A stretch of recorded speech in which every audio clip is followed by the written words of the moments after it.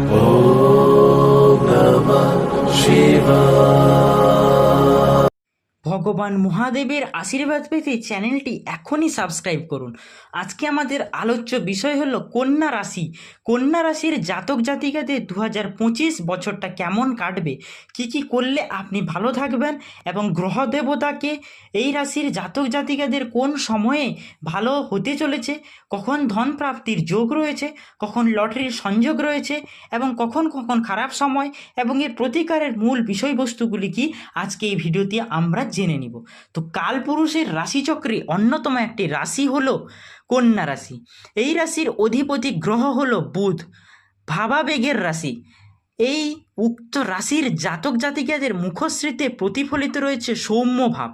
স্মৃতিশক্তির প্রখরতায় এরা অনেক বিষয় কণ্ঠস্থ করতে সমর্থ হয়, অর্থাৎ এই রাশির জাতক জাতিকাদের স্মৃতিশক্তি অনেকটাই বেশি হয়, তার জন্য জীবনে ওরা অনেকটাই এগিয়ে যেতে পারে।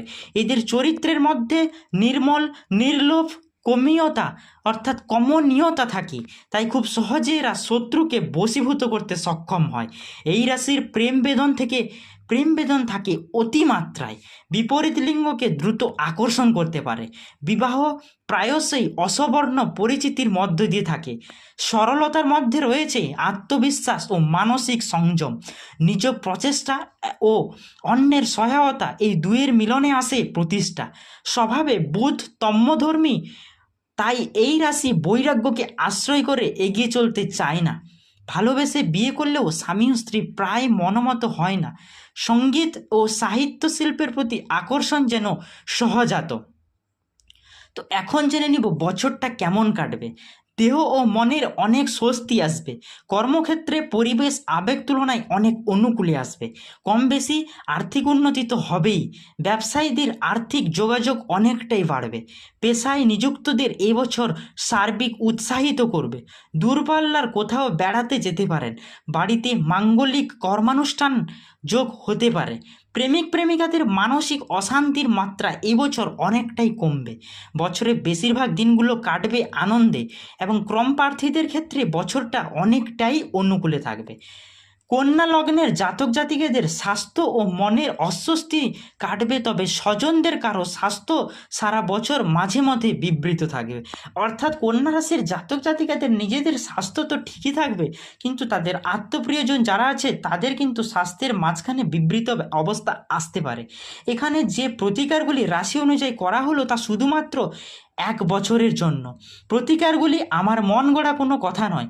বিভিন্ন সময়ে ভারতের নানা প্রান্তে ভ্রমণকালীন পথচলিত সাধু সঙ্গের সময় লোককল্যাণে সাধুদের বলা প্রতিকারগুলি এখানে করা হলো। কি করলে আপনি একটু ভালো থাকবেন?